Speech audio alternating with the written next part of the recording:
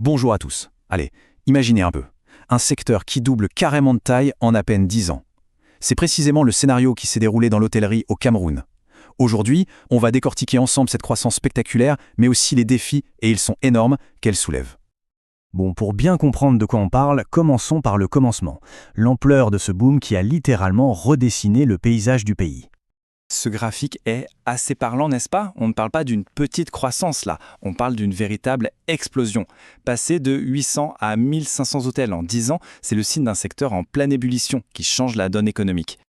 Et attention, cette croissance, elle ne sort pas de nulle part. Elle s'inscrit dans un marché africain qui est juste colossal. On parle de plus de 8 milliards de dollars. L'enjeu pour le Cameroun, ce n'est donc pas juste local, c'est de réussir à capter sa part de ce gâteau continental. Voilà, cette première partie nous a permis de poser le décor. On a donc une dynamique incroyable et qui porte tout le secteur de l'hospitalité au Cameroun.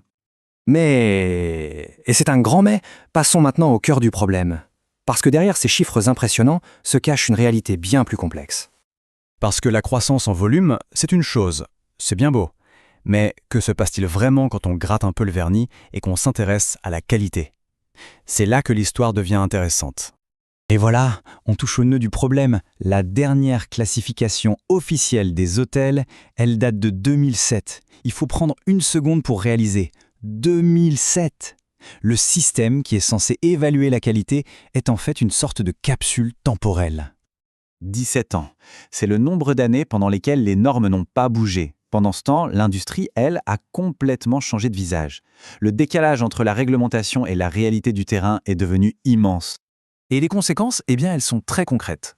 Des classements par étoile qui ne veulent plus dire grand-chose, une qualité de service qui peut varier du tout au tout. Pour un touriste ou un voyageur d'affaires, ça crée un décalage parfois frustrant entre la promesse et la réalité. Face à cette énigme de la qualité, le gouvernement a finalement décidé de taper du poing sur la table et de lancer une refonte totale du système en partant du sommet. On arrive donc à un moment charnière.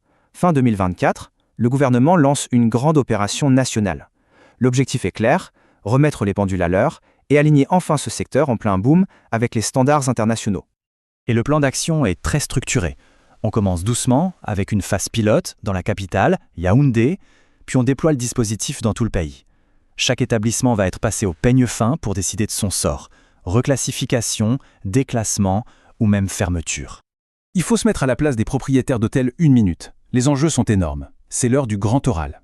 C'est soit la validation officielle de la qualité de leur établissement, soit une réévaluation publique qui pourrait absolument tout changer pour leur business. Mais voilà, pendant que le gouvernement travaille par le haut, il y a une deuxième révolution tout aussi puissante qui est en marche. Celle-ci, elle vient par le bas. Et son moteur, c'est la technologie. Cette citation de 2017, elle est incroyable de lucidité, vraiment. À une époque où beaucoup voyaient encore la tech comme un petit plus, un gadget, certains avaient déjà compris que ça allait devenir une question de survie pour être compétitif. Cette chronologie, elle montre bien l'accélération. En 2017, on parlait de concepts qui semblaient futuristes, comme la réalité virtuelle. Aujourd'hui, en 2024, une bonne présence numérique, c'est juste la base pour exister. Et demain, l'objectif, c'est une expérience client totalement fluide et personnalisée, grâce à la tech.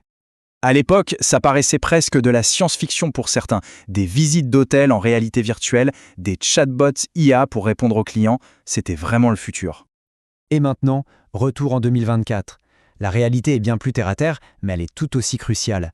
On parle des fondamentaux, un site web qui fonctionne bien, une gestion intelligente des avis clients.